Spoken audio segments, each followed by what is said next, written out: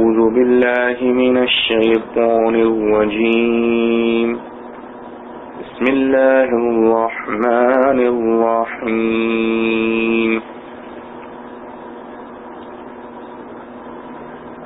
ألم تر إلى الذين يزعمون أنهم آمنوا بما أنزل إليك وما أنزل من قبلك يريدون أن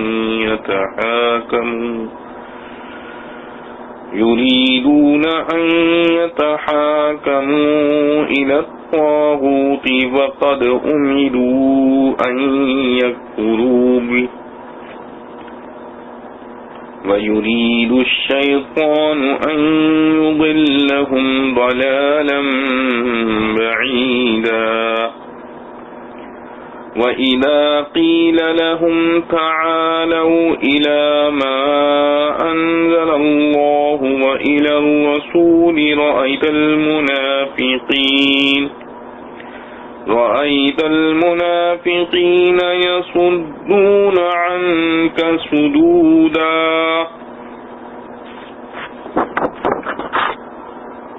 فكيف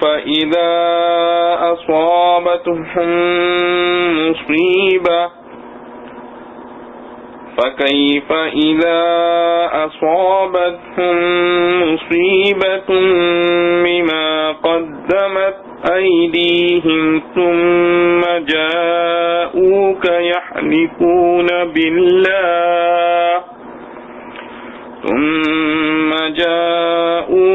يحلفون بالله إن أردنا إلا إحسانا وتوفيقا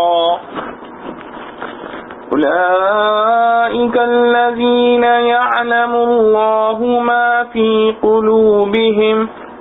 فأعرض عنهم وعظهم وقل لهم في أنفسهم قولا بليغا وما أرسلنا من رسول إلا ليطاع بإذن الله ولو أنهم إذ ظلموا أنفسهم جاءوك فاستغفروا الله واستغفر لهم الرسول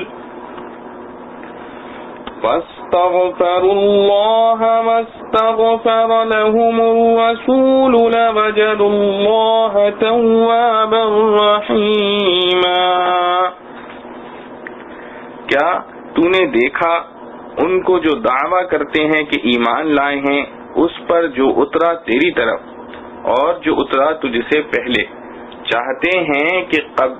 قضیہ لے جائیں شیطان کی طرف اور حکم ہو چکا ہے ان کو کہ اس کو مانیں، اور چاہتا ہے شیطان کہ ان کو بہکا کر دور جا ڈالے. اور جب ان کو کہے کہ آؤ اللہ کے حکم کی طرف جو اس نے اتارا اور رسول صلی اللہ علیہ وسلم کی طرف،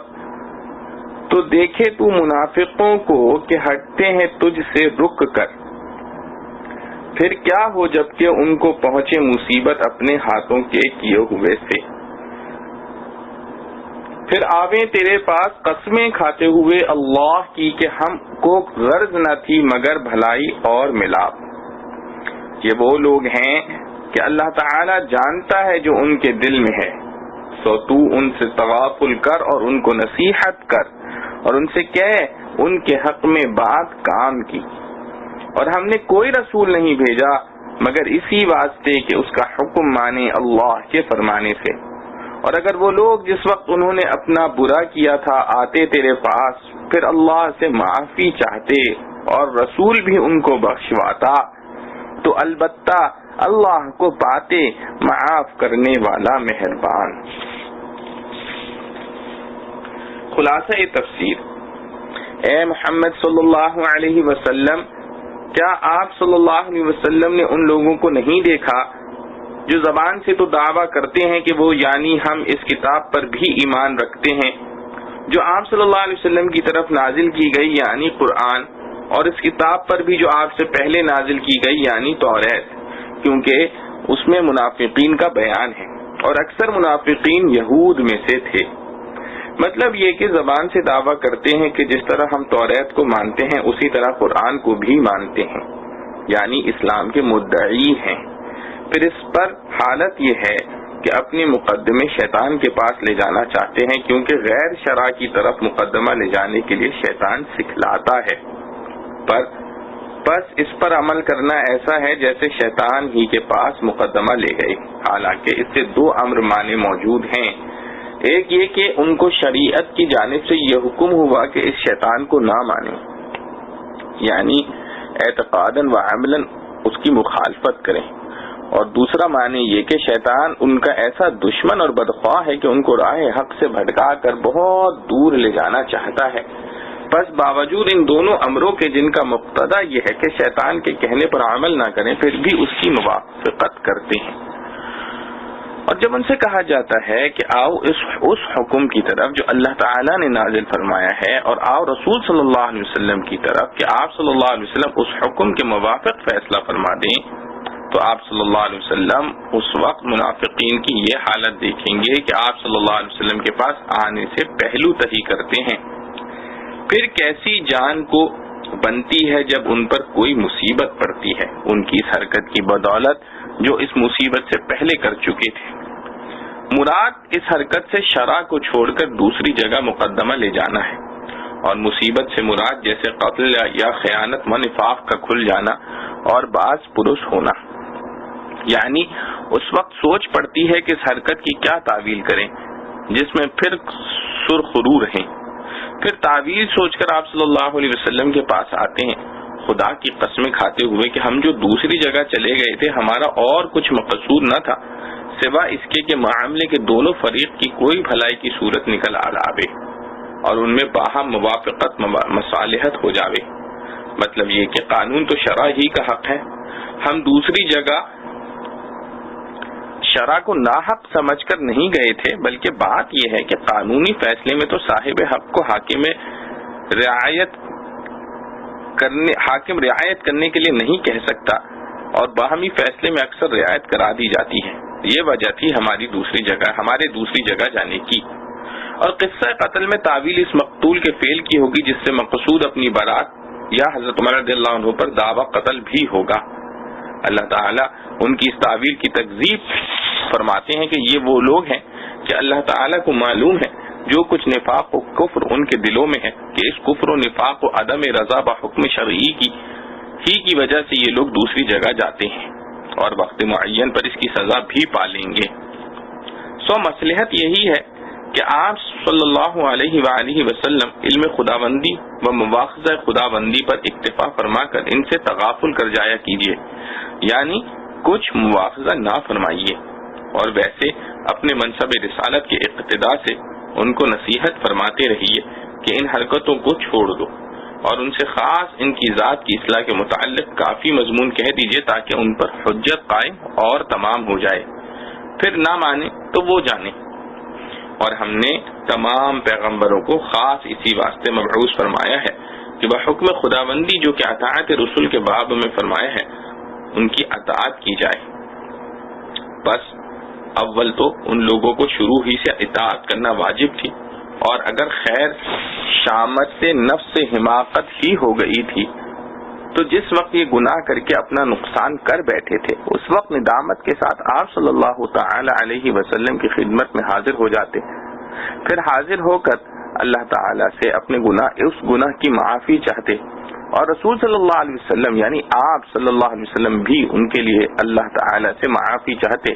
تو ضرور اللہ تعالی کو توبہ کا قبول کرنے والا اور رحمت کرنے والا پاتے، یعنی اللہ تعالی اپنی رحمت سے توبہ قبول فرما لیتے ہیں۔ معارف و مسائل، ربط آیات۔ پہلی آیات میں تمام معاملات میں اللہ اور رسول صلی اللہ علیہ وسلم کے احکام کی طرف رجوع کرنے کا حکم تھا۔ اگلی ان آیات سے خلاف شرع قوانین کی طرف رجوع کرنے کی مذمت بیان کی گئی ہے۔ آیات کا شان نزول۔ ان آیات کا نزول کا ایک خاص واقعہ ہے جس کی تفصیل یہ ہے کہ بشر نامی ایک منافق تھا، اس کا ایک یہودی کے ساتھ جھگڑا ہو گیا، یہودی نے کہا کہ چل محمد صلی اللہ علیہ وسلم کے پاس ان سے فیصلہ کرائیں، مگر بشر منافق نے اس کو قبول نہ کیا، بلکہ کعب بن اشرف یہودی کے پاس جانے اور اس سے فیصلہ کرانے کی تجویز پیش کی۔ کعب بن اشرف یہود کا ایک سردار اور رسول کریم صلی اللہ علیہ وسلم اور مسلمانوں کا سخت دشمن تھا۔ یہ عجیب بات تھی کہ یہودی تو اپنے سردار کو چھوڑ کر حضرت صلی اللہ علیہ وسلم کے پاس کا فیصلہ پسند کرے، اور اپنے آپ کو مسلمان کہنے والا بشر آپ صلی اللہ علیہ وسلم کی بجائے یہودی سردار کا فیصلہ اختیار کرے۔ مگر راز اس میں یہ تھا کہ ان دونوں کو اس پر یقین تھا کہ رسول کریم صلی اللہ علیہ وسلم حق و انصاف کا فیصلہ کریں گے، اس میں کسی کی روح رعایت یا غلط فہمی کا اندیشہ نہیں، اور چونکہ اس جھگڑے میں یہودی حق پر تھا اس لیے اس کو اپنے سردار کعب بن اشرف سے زیادہ اعتماد حضرت صلی اللہ علیہ وسلم پر تھا، اور بشر منافق غلطی اور ناحق پر تھا، اس لیے جانتا تھا کہ آپ صلی اللہ علیہ وسلم کا فیصلہ میرے خلاف ہوگا اگرچہ میں مسلمان کہلاتا ہوں اور یہ یہودی ہے۔ ان دونوں میں باہمی گفتگو کے بعد یہ انجام ہوا کہ دونوں اس پر راضی ہو گئے کہ حضرت صلی اللہ علیہ وسلم کے پاس حاضر ہو کر آپ صلی اللہ علیہ وسلم ہی سے اپنے مقدمے کا فیصلہ کرائیں۔ مقدمہ حضرت صلی اللہ علیہ وسلم کے پاس پہنچا، آپ صلی اللہ علیہ وآلہ وسلم نے معاملے کی تحقیق فرمائی تو حق یہودی کا ثابت ہوا، اسی کے حق میں فیصلہ دے دیا، اور بشر کو جو بظاہر مسلمان تھا ناکام کر دیا، اس لیے وہ اس فیصلے پر راضی نہ ہوا اور ایک نئی راہ نکالی کہ کسی طرح یہودی کو اس بات پر راضی کر لیا جائے کہ ہم حضرت عمر بن الخطاب رضی اللہ عنہ کے پاس فیصلہ کرانے چلیں۔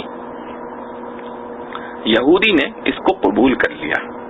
راز اس میں یہ تھا کہ بشر نے یہ سمجھا ہوا تھا کہ حضرت عمر رضی اللہ عنہ کفار کے معاملے میں سخت ہیں، وہ یہودی کے حق میں فیصلہ دینے کے بجائے میرے حق میں فیصلہ دیں گے۔ باہر کیف یہ دونوں اب حضرت فاروق اعظم رضی اللہ عنہ کے پاس پہنچے۔ یہودی نے حضرت فاروق اعظم رضی اللہ عنہ کے سامنے پورا واقعہ بیان کر دیا کہ اس مقدمے کا فیصلہ جناب رسول اللہ صلی اللہ علیہ وسلم فرما چکے ہیں، مگر یہ شخص اس پر مطمئن نہیں اور آپ صلی اللہ علیہ وسلم کے پاس مقدمہ لایا ہے۔ حضرت عمر رضی اللہ عنہ نے بشر سے پوچھا کہ کیا یہی واقعہ ہے؟ اس نے اقرار کیا۔ حضرت فاروق اعظم رضی اللہ عنہ نے فرمایا اچھا ذرا ٹھہرو، میں آتا ہوں۔ گھر میں تشریف لے گئے اور ایک تلوار لے کر آئے اور اس منافق کا کام تمام کر دیا اور فرمایا جو شخص رسول اللہ صلی اللہ علیہ وسلم کے فیصلے پر راضی نہ ہو اس کا یہی فیصلہ ہے۔ یہ واقعہ روح المعانی میں بروایت ثعلبی و ابن ابی حاتم حضرت عبداللہ بن عباس رضی اللہ عنہ سے منقول ہے، اور عامہ مفسرین نے اس میں یہ بھی لکھا ہے کہ اس کے بعد منافق مقتول کے وارثوں نے حضرت عمر رضی اللہ عنہ کے خلاف یہ دعویٰ بھی دائر کر دیا کہ انہوں نے ایک مسلمان کو بغیر دلیل شرعی کے مار ڈالا ہے، اور اس کو مسلمان ثابت کرنے کے لیے اس کے کفر قولی و عملی کی تعویلیں پیش کی۔ آیت متذکرہ میں اللہ تعالی نے معاملے کی اصل حقیقت اور اس شخص مقتول کا منافق ہونا ظاہر فرما کر حضرت عمر رضی اللہ عنہ کو بری کر دیا۔ اس سلسلے میں اور بھی چند وقائع منقول ہیں جن میں کچھ لوگوں نے شرعی فیصلہ چھوڑ کر کسی کاہن یا نجومی کا فیصلہ قبول کر لیا تھا۔ ہو سکتا ہے کہ آیت متذکرہ ان سب کے متعلق نازل ہوئی ہو۔ اب آیات کی تفسیر دیکھیے۔ پہلی آیت میں ارشاد ہوا کہ اس شخص کو دیکھو جو یہ دعویٰ کرتا ہے کہ میں پچھلی کتابوں تورات اور انجیل پر بھی ایمان لایا تھا اور جو کتاب قرآن آپ صلی اللہ علیہ وسلم پر نازل ہوئی اس پر بھی ایمان لاتا ہوں، یعنی پہلے اہل کتاب میں داخل تھا، پھر مسلمانوں میں داخل ہو گیا، لیکن یہ مسلمانوں میں داخل ہونا محض زبانی ہے، دل میں وہی کفر بھرا ہوا ہے جس کا ظہور جھگڑے کے وقت اس طرح ہو گیا کہ حضرت صلی اللہ علیہ وسلم کو چھوڑ کر یہودی سردار کعب بن اشرف کی طرف رجوع کرنے کی تجویز پیش کی، اور اس کے بعد جب حضرت صلی اللہ علیہ وسلم نے ایک واضح اور حق فیصلہ دے دیا تو اس پر راضی نہ ہوا۔ لفظ طاغوت کے لغوی معنی سرکشی کرنے والے کے ہیں، اور عرف میں شیطان کو طاغوت کہا جاتا ہے۔ اس آیت میں کعب بن اشرف کی طرف مقدمہ لے جانے کو شیطان کی طرف لے جانا قرار دیا ہے، یا تو اس وجہ سے کہ کعب بن اشرف خود ایک شیطان تھا، یا اس وجہ سے یا اس وجہ سے کہ شرعی فیصلے کو چھوڑ کر خلاف شرع فیصلے کی طرف رجوع کرنا شیطان ہی کی تعلیم ہو سکتی ہے. اس کا اتباع کرنے والا گویا شیطان ہی کے پاس اپنا مقدمہ لے گیا ہے. اسی لیے آخر آیت میں ہدایت فرما دی کہ جو شخص شیطان کی پیروی کرے گا تو شیطان اس کو دور دراز کی گمراہی میں مبتلا کر دے گا. دوسری آیت میں بتلا دیا کہ باہمی خصومت اور جھگڑے کے وقت رسول کریم صلی اللہ علیہ وسلم کے شرعی فیصلے سے اعراض کرنا کسی مسلمان کا کام نہیں ہو سکتا. ایسا کام کرنے والا منافق ہی ہو سکتا ہے. اور جب اس منافق کا کفر عملاً اس طرح کھل گیا کہ حضرت صلی اللہ علیہ وسلم کے فیصلے پر راضی نہ ہوا تو فاروق اعظم رضی اللہ عنہ کا اس کو قتل کرنا صحیح ہو گیا، کیونکہ اب وہ منافق نہ رہا بلکہ کھلا کافر ہو گیا. اس لیے ارشاد فرمایا کہ یہ لوگ ایسے ہیں کہ جب ان سے کہا جائے کہ آ جاؤ اس حکم کی طرف جو اللہ تعالی نے اتارا ہے اور اس کے رسول صلی اللہ علیہ وسلم کی طرف، تو یہ منافقین آپ صلی اللہ علیہ وسلم کی طرف آنے سے رک جاتے ہیں. تیسری آیت میں ان تعویلات باطلہ کا غلط ہونا واضح کیا ہے جو شرعی فیصلے کو چھوڑ کر غیر شرعی فیصلے کی طرف رجوع ہونے والوں کی طرف سے پیش کی جاتی تھیں، جن کا خلاصہ یہ تھا کہ ہم نے رسول اللہ صلی اللہ علیہ وسلم کو ناحق سمجھ کر نہیں چھوڑا اور دوسروں کے فیصلوں کو اس کے بالمقابل حق سمجھ کر اختیار نہیں کیا، بلکہ بعض مصالح کی بنا پر ایسا کیا. مثلا یہ مصلحت تھی کہ آپ صلی اللہ علیہ وسلم کے پاس تو قانونی فیصلہ ہوتا جس میں باہمی مصالحت اور رواداری کا کوئی سوال نہیں تھا. ہم مقدمے کو دوسری جگہ اس لیے لے گئے کہ ان دونوں فریق کے لیے کوئی بھلائی کی صورت نکل آئے اور دونوں میں مصالحت کرا دی جائے. یہ تعویلیں ان لوگوں نے اس وقت پیش کی جبکہ ان کا راز کھل گیا اور خباثت اور نفاق ظاہر ہو گیا. ان کا آدمی حضرت عمر رضی اللہ عنہ کے ہاتھ سے مارا گیا. غرض جب ان کے اعمال بد کے نتیجے میں ان پر رسوائی یا قتل کی مصیبت پڑ گئی تو قسمیں کھا کر تعویلیں کرنے لگے. حق تعالی نے اس آیت میں واضح فرما دیا کہ یہ اپنی قسموں اور تعویلوں میں جھوٹے ہیں. انہوں نے جو کچھ کیا اپنے کفر و نفاق کی وجہ سے کیا ہے. ارشاد فرمایا کہ جب ان پر اپنے اعمال بد کے نتیجے میں کوئی مصیبت پڑ جاتی ہے، مثلا خیانت و نفاق ظاہر ہو کر رسوائی ہو گئی یا اس کے نتیجے میں قتل کا واقعہ پیش آیا، تو اس وقت یہ لوگ آپ صلی اللہ علیہ وسلم کے پاس قسمیں کھاتے ہوئے آتے ہیں. حضرت صلی اللہ علیہ وسلم کے سوا کسی دوسرے کے پاس مقدمہ لے جانے کا سبب کفر یا حضور پاک صلی اللہ علیہ وسلم کے فیصلے کو ناحق سمجھنا نہیں تھا، بلکہ ہمارا مقصد احسان و توفیق تھا، یعنی فریقین کے لیے کوئی بھلائی اور مصلحت کی راہ تلاش کرنا مقصود تھا. چوتھی آیت میں اس کا جواب آیا کہ ان کے دلوں میں جو کفر و نفاق ہے اللہ تعالیٰ اس سے خوب واقف اور باخبر ہیں. ان کی تعویلیں غلط اور قسمیں جھوٹی ہیں، اس لیے آپ صلی اللہ علیہ وسلم ان کے عذر کو قبول نہ فرمائیں اور حضرت عمر رضی اللہ عنہ کے خلاف دعویٰ کرنے والوں کا دعویٰ رد فرما دیں، کیونکہ اس منافق کا کفر واضح ہو چکا تھا. اس کے بعد فرمایا کہ ان منافقین کو بھی آپ صلی اللہ علیہ وسلم خیر خواہانہ نصیحت فرمائیں جو ان کے دلوں پر اثر انداز ہو، یعنی آخرت کا خوف دلا کر ان کو مخلصانہ اسلام کی طرف دعوت دیں یا دنیاوی سزا کا ذکر کر دیں کہ اگر تم نفاق سے باز نہ آئے تو کسی وقت نفاق کھل جائے گا اور تمہارا بھی یہی انجام ہوگا جو بشر منافق کا ہوا. پانچویں آیت میں اول تو ایک عام ضابطہ بتلایا کہ ہم نے رسول صلی اللہ علیہ وسلم بھیجا، وہ اسی لیے بھیجا کہ سب لوگ فرمان خداوندی کے موافق اس کے حکام کی اطاعت کریں. تو اس کا لازمی نتیجہ یہ ہوگا کہ جو شخص رسول صلی اللہ علیہ وسلم کے حکام کی مخالفت کرے اس کے ساتھ کفار جیسا معاملہ کیا جائے گا. اس لیے حضرت عمر رضی اللہ عنہ نے جو عمل کیا وہ صحیح ہوا. اس کے بعد جو ان کو خیر خواہانہ مشورہ دیا گیا ہے کہ یہ لوگ تعویلات باطلہ اور جھوٹی قسموں کی بجائے اپنے قصور کا اعتراف کر لیتے اور آپ کے پاس حاضر ہو کر خود بھی اللہ تعالیٰ سے معافی مانگتے اور رسول اللہ صلی اللہ علیہ وسلم بھی ان کی مغفرت کی دعا کرتے تو اللہ تعالیٰ ضرور ان کی توبہ قبول فرما لیتے. اس جگہ قبول توبہ کے لیے حضور پاک صلی اللہ علیہ وسلم کی خدمت میں حاضر ہونے اور پھر حضرت صلی اللہ علیہ وسلم کی دعائیں مغفرت کرنے کی شرط غالباً اس لیے ہے کہ ان لوگوں نے حضرت صلی اللہ علیہ وسلم کے منصب نبوت پر حملہ کیا اور آپ صلی اللہ علیہ وسلم کے فیصلے کو نظر انداز کر کے آپ صلی اللہ علیہ وسلم کو ایذا پہنچائی. اس لیے ان کے جرم کی توبہ کے لیے حضور صلی اللہ علیہ وسلم کی خدمت میں حاضری اور حضور صلی اللہ علیہ وسلم کے استغفار کو شرط کر دیا گیا. یہ آیت اگرچہ خاص واقعہ منافقین کے بارے میں نازل ہوئی ہے، لیکن اس کے الفاظ سے ایک عام ضابطہ نکل آیا کہ جو شخص رسول اللہ صلی اللہ علیہ وسلم کی خدمت میں حاضر ہو جائے اور آپ صلی اللہ علیہ وسلم اس کے لیے دعائیں مغفرت کر دیں، اس کی مغفرت ضرور ہو جائے گی۔ اور حضرت صلی اللہ علیہ وسلم کی خدمت میں حاضری جیسے آپ صلی اللہ علیہ وسلم کی دنیاوی حیات کے زمانے میں ہو سکتی تھی، اسی طرح آج بھی روزہ اقدس پر حاضری اسی حکم میں ہے۔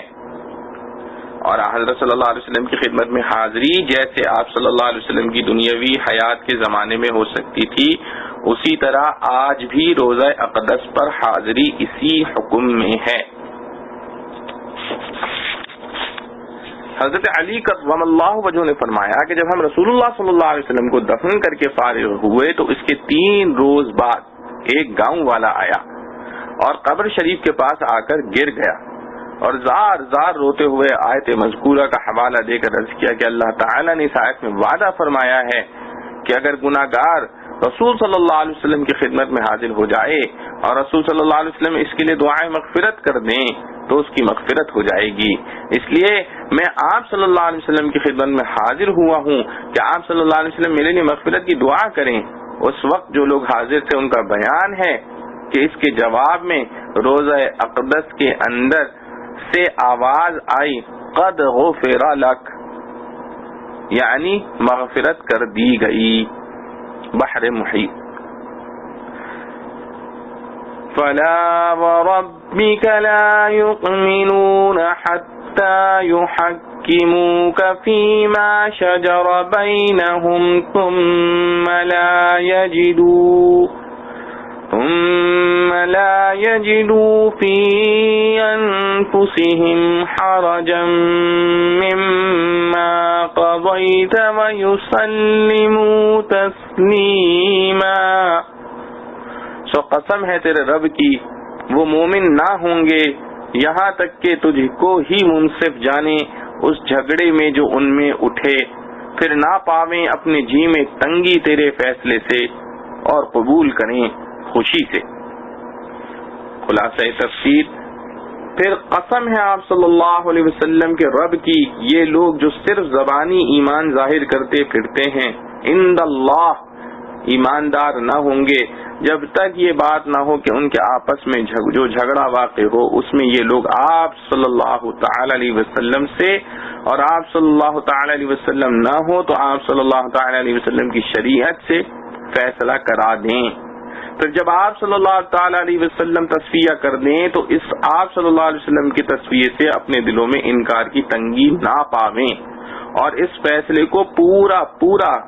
ظاہر سے باطن سے تسلیم کر لیں۔ معارف و مسائل، رسول کریم صلی اللہ علیہ وسلم کے فیصلے کو تسلیم نہ کرنا کفر ہے۔ اس آیت میں رسول کریم صلی اللہ علیہ وسلم کی عظمت اور علو مرتبت کے اظہار کے ساتھ آپ صلی اللہ علیہ وسلم کی اطاعت جو بے شمار آیات قرآنیہ سے ثابت ہے اس کی واضح تشریح بیان فرمائی ہے۔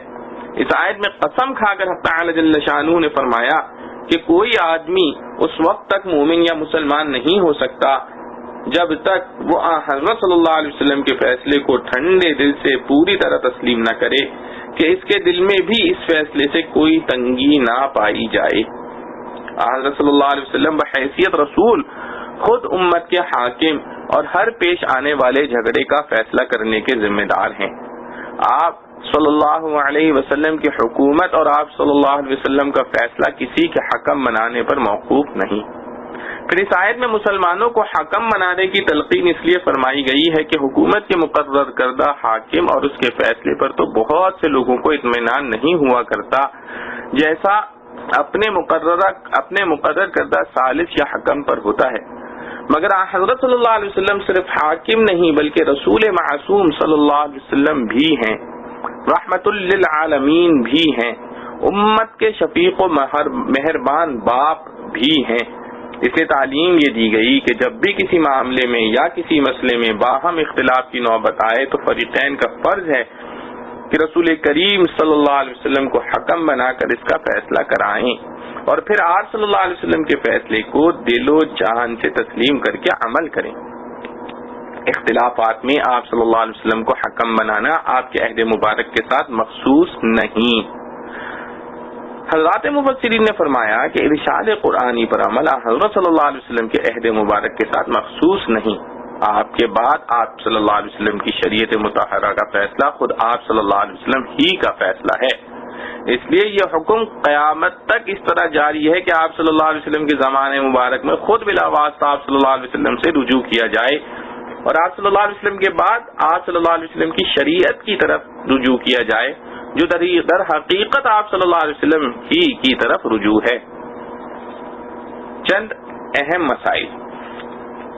اول یہ کہ وہ شخص مسلمان نہیں ہے جو اپنے ہر جھگڑے اور ہر مقدمے میں رسول کریم صلی اللہ علیہ وسلم کے فیصلے پر مطمئن نہ ہو.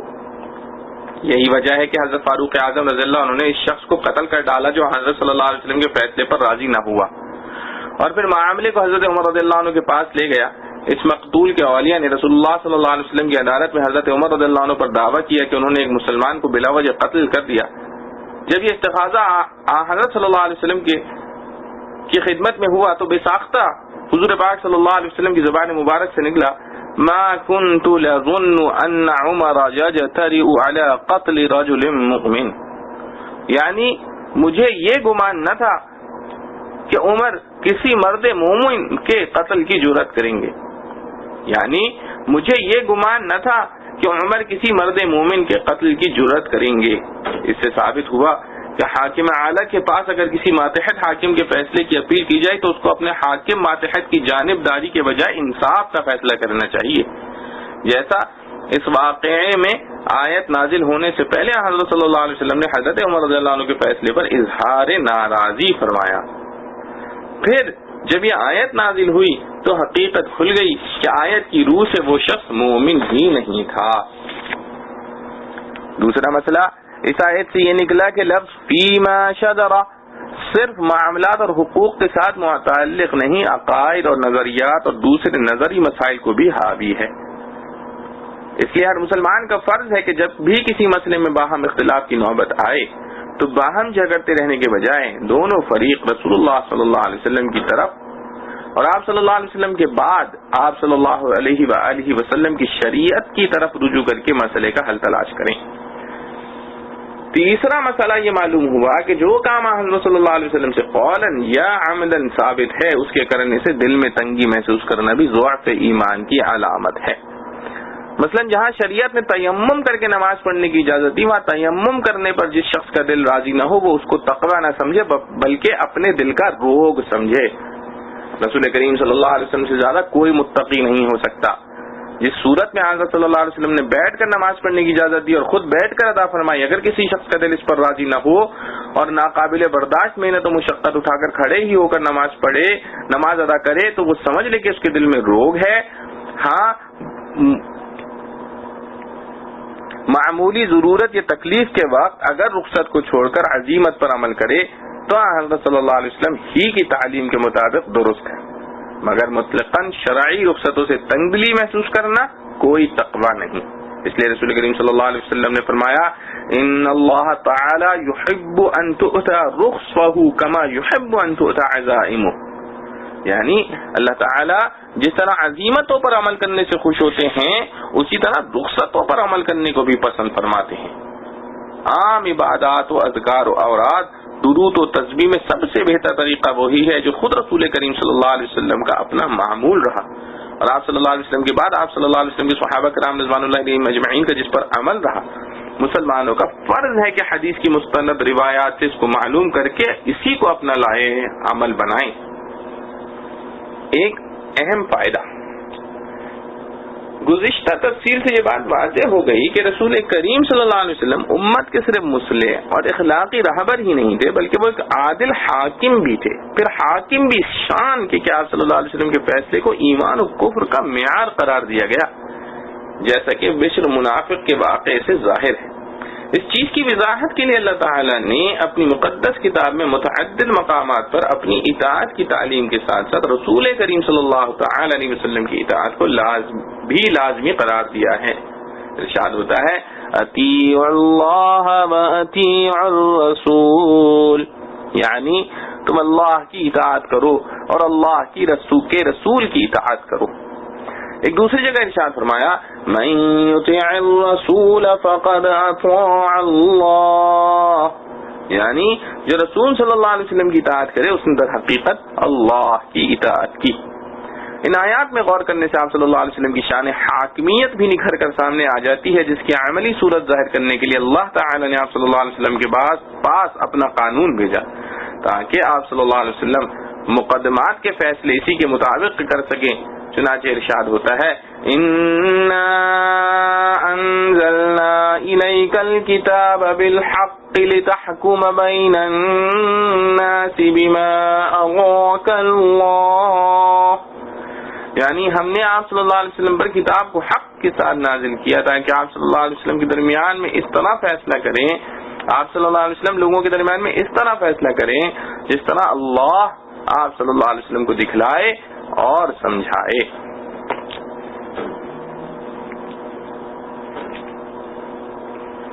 وَلَوْ أَنَّا كَتَبْنَا عَلَيْهِمْ أَنِ اقْتُلُوا أَنفُسَكُمْ أَوِ اخْرُجُوا مِنْ دِيَارِكُمْ مَا فَعَلُوهُ إِلَّا قَلِيلٌ مِّنْهُمْ وَلَوْ أَنَّهُمْ فَعَلُوا مَا يُوعَظُونَ بِهِ لَكَانَ خَيْرًا لَّهُمْ وَأَشَدَّ تَثْبِيتًا وَإِذًا لَّآتَيْنَاهُم مِّن لَّدُنَّا أَجْرًا عَظِيمًا وَلَهَدَيْنَاهُمْ صِرَاطًا مُّسْتَقِيمًا۔ اور اگر ان پر حکم کرتے کہ ہلاک کرو اپنی جان یا چھوڑ نکلو اپنے گھر کو تو ایسا نہ کرتے مگر تھوڑے ان میں سے۔ اگر یہ لوگ کریں وہ جو ان کو نصیحت کی جاتی ہے تو البتہ ان کے حق میں بہتر ہو اور زیادہ ثابت رکھنے والا ہو دین میں، اور اس وقت البتہ ہم ان کو اپنے پاس سے بڑا ثواب اور چلاویں ان کو سیدھی راہ، اور اس وقت البتہ دیں ہم ان کو اپنے پاس سے بڑا ثواب اور چلاویں ان کو سیدھی راہ۔ خلاصہ تفسیر، اور ہم اگر لوگوں پر یہ بات بطور احکام مقصودہ کے فرض کر دیتے کہ تم خودکشی کیا کرو یا اپنے وطن سے بے وطن ہو جایا کرو تو بجز معدود چند لوگوں کے جو مومن کامل ہوتے اس حکم کو کوئی بھی بجا نہ لاتا، کوئی بھی نہ بجا لاتا۔ اس سے ثابت ہوا کہ کمال اطاعت کرنے والے کم ہوتے ہیں، اور اگر یہ منافق لوگ جو کچھ ان کو اطاعت رسول صلی اللہ علیہ وسلم بجان و دل کی نصیحت کی جاتی ہے اس پر عمل کیا کرتے تو ان کے لیے دنیا میں تو بوجہ استحقاق ثواب کے بہتر ہوتا، اور نیز باعتبار تکمیل دین کے ان کے ایمان کو زیادہ پختہ کرنے والا ہوتا، کیونکہ تجربے سے ثابت ہوا کہ دین کا کام کرنے سے خود باطنی کیفیت اعتقاد و یقین کو ترقی ہوتی ہے،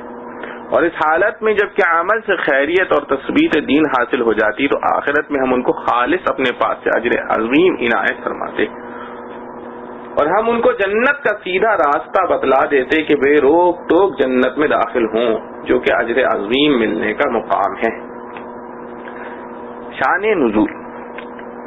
جس واقعے کی بنا پر یہ آیت اور اس سے پہلی آیات نازل ہوئی وہ بشر منافق کا معاملہ تھا، جس نے اپنے جھگڑے کے فیصلے کے لیے پہلے کعب بن اشرف یہودی کو تجویز کیا، پھر مجبور ہو کر حضرت صلی اللہ علیہ وسلم کے پاس گیا، اور آپ صلی اللہ علیہ وسلم کا فیصلہ چونکہ اس کے خلاف تھا اس پر راضی نہ ہوا، دوبارہ فیصلہ کرانے کے لیے حضرت عمر رضی اللہ عنہ کے پاس پہنچا۔ اس واقعے کی جب مدینہ میں شہرت ہوئی تو یہود نے مسلمانوں کو عار دلائی کہ تم کیسے لوگ ہو کہ جس کو رسول مانتے ہو اور اس کے اتباع کے دعوے دار ہو مگر اس کے فیصلوں کو تسلیم نہیں کرتے۔ دیکھو، یہودیوں کو ان کے گناہ کی توبہ کے سلسلے میں یہ حکم ملا تھا کہ تم اس میں ایک دوسرے کو قتل کرو، ہم نے تو اس شدید حکم کی تعمیل بھی کی،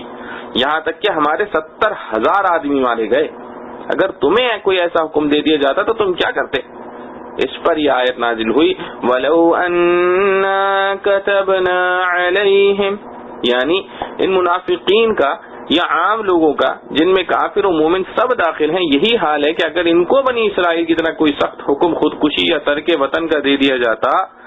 تو ان میں سے بہت کم آدمی اس حکم کی تعمیل کرتے۔ اس میں ان لوگوں کو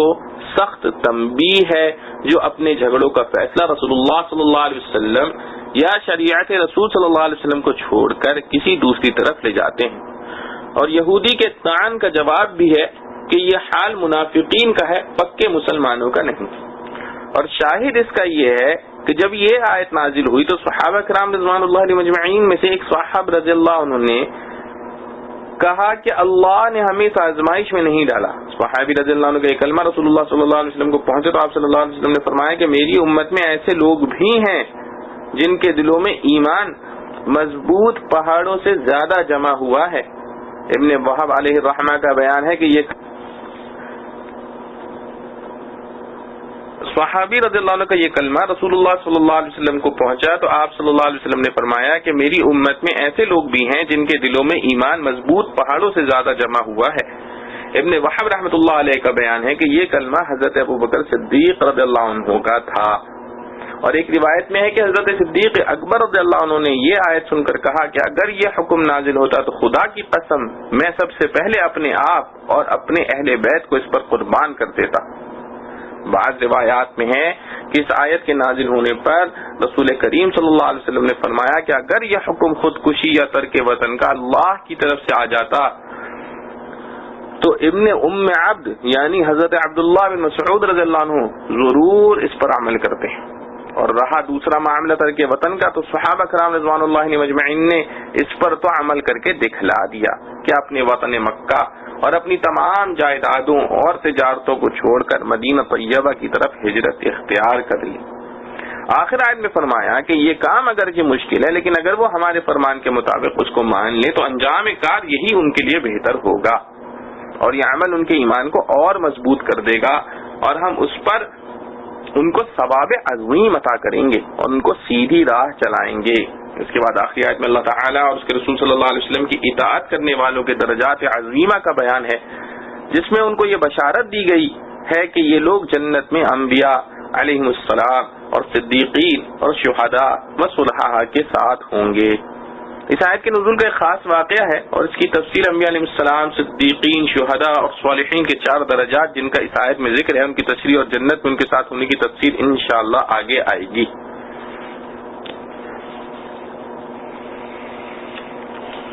وَمَن يُطِعِ اللَّهَ وَالرَّسُولَ فَأُولَئِكَ مَعَ الَّذِينَ أَنْعَمَ اللَّهُ عَلَيْهِم مِّنَ النَّبِيِّينَ وَالصِّدِّيقِينَ وَالشُّهَدَاءِ وَالصَّالِحِينَ وَحَسُنَ أُولَئِكَ رَفِيقًا ذَلِكَ الْفَضْلُ مِنَ اللَّهِ وَكَفَى بِاللَّهِ عَلِيمًا. اور جو کوئی حکم مانے اللہ کا اور رسول کا سو وہ ان کے ساتھ ہیں جن پر اللہ نے انعام کیا کہ وہ نبی اور صدیق اور شہید اور نیک بخت ہیں اور اچھی ہے ان کی رفاقت. یہ فضل ہے اللہ کی طرف سے اور اللہ کافی ہے جاننے والا. خلاصہ تفسیر. اور جو شخص ضروری احکام میں بھی اللہ و رسول صلی اللہ علیہ وسلم کا کہنا مان لے گا گو تکثیر طاعات میں کمال حاصل نہ کر سکے تو ایسے اشخاص بھی جنت میں ان حضرات کے ساتھ ہوں گے جن پر اللہ تعالی نے کامل انعام دین و قرب و قبول کا فرمایا ہے. یعنی انبیاء علیہ السلام اور صدیقین جو کہ انبیاء علیہ السلام کی امت میں سب سے زیادہ رتبے کے ہوتے ہیں جن میں کمال باطنی بھی ہوتا ہے جن کو عرف میں اولیاء کہا جاتا ہے اور شہداء جنہوں نے دین کی محبت میں اپنی جان تک دے دی اور صلحاء جو شریعت کے پورے متبع ہوتے ہیں واجبات میں بھی اور مستحبات میں بھی جن کو نیک بخت دیندار کہا جاتا ہے. اور یہ حضرات جس کے رفیق ہوں بہت اچھے رفیق ہیں اور مطیع کی ان کے ساتھ رفاقت ثابت ہے. بس حاصل یہ ہوا کہ اطاعت کا یہ ثمرہ ہوا کہ اس کو ایسے رفیق ملے. یہ معیت اور رفاقت ان حضرات کے ساتھ محض فضل ہے اللہ تعالی کی جانب سے، یعنی عمل کا اجر نہیں ہے کیونکہ اس کا مقتضا تو یہ تھا کہ جو درجہ اس عمل کا مقتضا تھا وہاں سے آگے نہ جا سکتا، بس یہ بطور انعام کے ہیں. اور اللہ تعالیٰ کافی جاننے والے ہیں ہر ایک عمل کو اور اس کے مقتضا کو، اور اس مقتضا سے زائد مناسب انعام کی مقدار کو خوب جانتے ہیں، کیونکہ اس انعام میں بھی تفاوت ہوگا، کسی کو ان حضرات سے بار بار قرب ہوگا، کسی کو گاہے بگاہے۔ وعلی ھذا واللہ اعلم۔ ربط آیات، اوپر اللہ و رسول صلی اللہ علیہ وسلم کی اطاعت پر خاص مخاطبین سے اجر عظیم کا وعدہ تھا، اب ان آیات میں بطور قاعدہ کلیہ کہ اللہ اور اس کے رسول صلی اللہ علیہ وسلم کی اطاعت پر عام وعدے کا ذکر ہے۔ معارف و مسائل، جنت کے درجات اعمال کے اعتبار سے ہوں گے۔ جو لوگ ان تمام چیزوں پر عمل کریں جن کے کرنے کا حکم اللہ تعالی نے اور اس کے رسول صلی اللہ علیہ وسلم نے دیا ہے، ان تمام چیزوں سے پرہیز کریں جن کے کرنے سے اللہ تعالیٰ اور اس کے رسول صلی اللہ علیہ وسلم نے منع فرمایا ہے، تو عمل کے اعتبار سے ان کے مختلف درجات ہوں گے۔ اول درجے کے لوگوں کو اللہ تعالیٰ انبیاء علیہ السلام کے ساتھ جنت کے مقامات عالیہ میں جگہ عطا فرمائیں گے، اور دوسرے درجے کے لوگوں کو ان لوگوں کے ساتھ جگہ عطا فرمائیں گے جو انبیاء علیہ السلام کے بعد ہیں، جن کو صدیقین کہا جاتا ہے، یعنی وہ اجلا صحابہ رضوان اللہ علیہ مجمعین جنہوں نے بغیر کسی جھجک اور مخالفت کے اول ہی ایمان قبول کر لیا، جیسے حضرت ابو بکر صدیق رضی اللہ عنہ۔ پھر تیسرے درجے کے حضرات شہداء کے ساتھ ہوں گے۔ شہداء وہ لوگ ہیں جنہوں نے اللہ کی راہ میں اپنی جان اور مال قربان کر دیا۔ پھر چوتھے درجے کے حضرات صلحاء کے ساتھ ہوں گے، اور صلحاء وہ لوگ ہیں جو اپنے ظاہر و باطن میں اعمال صالحہ کے پابند ہیں۔ خلاصہ یہ ہے کہ اللہ تعالیٰ اور اس کے رسول صلی اللہ علیہ وسلم کی مکمل اطاعت کرنے والے ان حضرات کے ساتھ ہوں گے جو اللہ تعالیٰ کے نزدیک سب سے زیادہ معزز اور مقبول ہیں، جن کے 4 درجے بتلائے گئے ہیں: انبیاء علیہ السلام، صدیقین، شہداء اور صالحین۔ شان نزول، یہ آیت ایک خاص واقعے کی بنا پر نازل ہوئی ہے جس کو امام تفسیر حافظ ابن کثیر علیہ الرحمہ نے متعدد اسانید سے نقل کیا ہے۔ واقعہ یہ ہے کہ حضرت عائشہ رضی اللہ عنہ فرماتی ہیں کہ ایک روز ایک صحابی رضی اللہ عنہ رسول کریم صلی اللہ علیہ وسلم کی خدمت میں حاضر ہوئے اور عرض کیا، یا رسول اللہ صلی اللہ علیہ وسلم، میرے دل میں آپ صلی اللہ علیہ وسلم کی محبت اپنی جان سے بھی زیادہ ہے، اپنی بیوی سے بھی، اپنی اولاد سے بھی۔ بعض اوقات میں اپنے گھر میں بے چین رہتا ہوں، یہاں تک کہ آپ صلی اللہ علیہ وسلم کی خدمت میں حاضر ہو کر آپ صلی اللہ علیہ وسلم کی زیارت کر لوں، تب سکون ہوتا ہے۔ اب مجھے فکر ہے کہ جب اس دنیا سے آپ صلی اللہ علیہ وسلم کی وفات ہو جائے اور مجھے بھی موت آ جائے گی تو میں جانتا ہوں کہ آپ صلی اللہ علیہ وسلم جنت میں انبیاء علیہ السلام کے ساتھ درجات عالیہ میں ہوں گے، اور مجھے اول تو یہ معلوم نہیں کہ میں جنت میں پہنچوں گا بھی یا نہیں۔ اگر پہنچ بھی گیا تو میرا درجہ آپ صلی اللہ علیہ وسلم سے بہت نیچے ہوگا، میں وہاں آپ صلی اللہ علیہ وسلم کی زیارت نہ کر سکوں گا، تو مجھے کیسے صبر آئے گا؟ حضرت صلی اللہ علیہ وسلم نے ان کا کلام سن کر کچھ جواب نہ دیا، یہاں تک کہ یہ آیت مذکورہ نازل ہو گئی۔ وَمَن يُطِعِ اللَّهَ وَالرَّسُولَ فَأُولَئِكَ مَعَ الَّذِينَ أَنْعَمَ اللَّهُ عَلَيْهِم مِّنَ النَّبِيِّينَ وَالصِّدِّيقِينَ وَالشُّهَدَاءِ وَالصَّالِحِينَ۔ اس وقت حضرت صلی اللہ علیہ وسلم نے ان کو بشارت سنا دی کہ اطاعت گزاروں کو جنت میں انبیاء علیہ السلام اور صدیقین اور شہداء اور صالحین کے ساتھ ملاقات کا موقع ملتا رہے گا، یعنی درجات جنت میں تفاضل اور اعلیٰ ادنا ہونے کے باوجود باہم ملاقات و مجالست کے مواقع ملیں گے۔ جنت میں ملاقات کی چند صورتیں،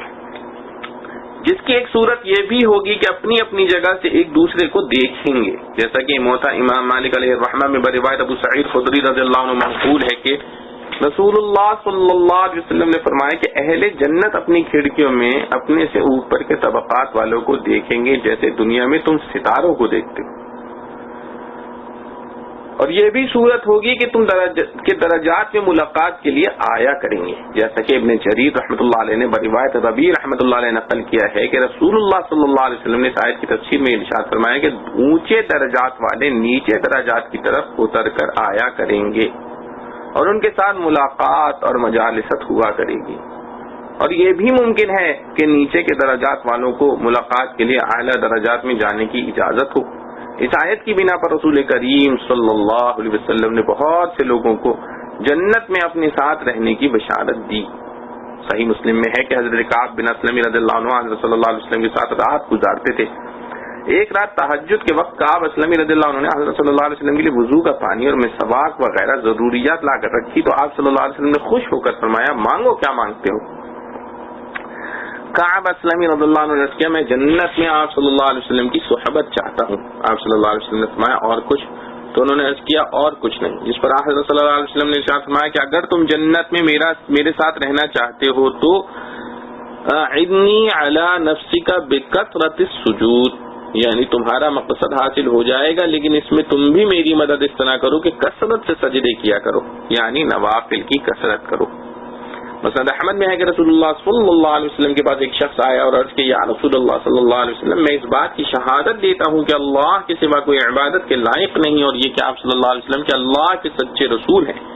اور میں 5 وقت کی نماز کا بھی پابند ہوں اور زکوٰۃ بھی ادا کرتا ہوں اور رمضان کے روزے بھی رکھتا ہوں۔ یہ سن کر رسول اللہ صلی اللہ علیہ وسلم نے فرمایا کہ جو شخص اس حالت میں مر جائے وہ انبیاء علیہم السلام، صدیقین اور شہداء کے ساتھ ہوگا، بشرط یہ کہ اپنے ماں باپ کی نافرمانی نہ کرے، بشرط یہ کہ اپنے ماں باپ کی نافرمانی نہ کرے۔ اسی طرح ترمذی کی ایک حدیث میں ہے کہ رسول اللہ صلی اللہ علیہ وسلم نے فرمایا التاجر الصدوق الامین مع النبیین والصدیقین والشہداء، یعنی وہ بیوپاری جو سچا اور امانت دار ہو وہ انبیاء علیہ السلام اور صدیقین اور شہداء کے ساتھ ہوگا۔ قرب کی شرط محبت ہے۔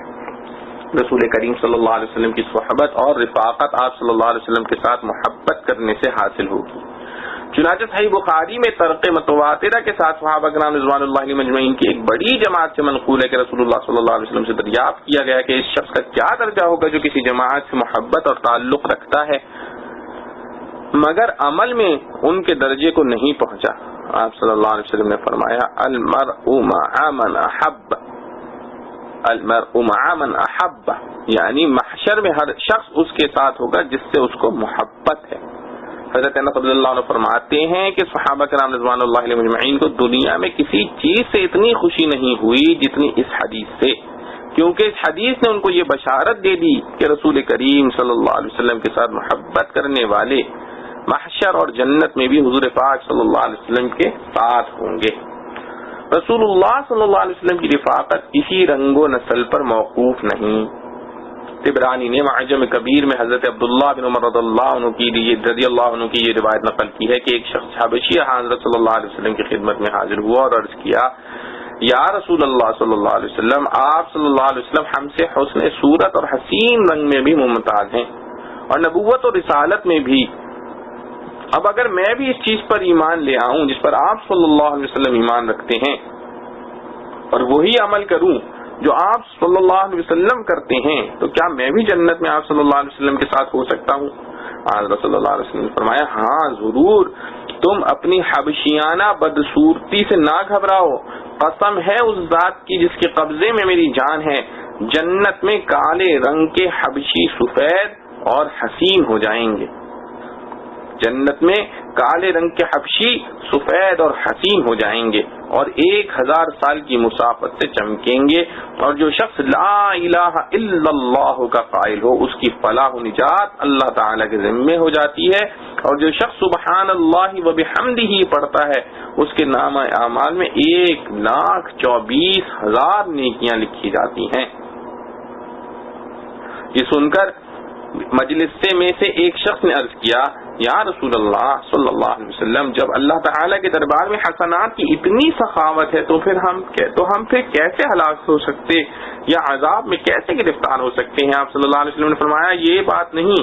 حقیقت یہ ہے کہ قیامت میں بعض آدمی اتنا عمل اور حسنات لے کر آئیں گے کہ اگر ان کو پہاڑ پر رکھ دیا جائے تو پہاڑ بھی ان کے بوجھ کا تحمل نہ کر سکے، لیکن اس کے مقابلے میں جب اللہ تعالیٰ کی نعمتیں آتی ہیں اور ان سے موازنہ کیا جاتا ہے تو انسان کا عمل ان کے مقابلے میں ختم ہو جاتا ہے، مگر یہ کہ اللہ تعالیٰ ہی اس کو اپنی رحمت سے نوازیں۔ اس حبشی کے سوال و جواب ہی پر سورہ دہر کی یہ آیت نازل ہوئی، هل أتى على الإنسان حين من الدهر لم يكن شيئا مذكورا۔ حبشی نے حیرت سے سوال کیا، یا رسول اللہ صلی اللہ علیہ وسلم، میری آنکھیں بھی نعمتوں کو دیکھیں گی جن کو آپ صلی اللہ علیہ وسلم کی مبارک آنکھیں مشاہدہ کریں گی؟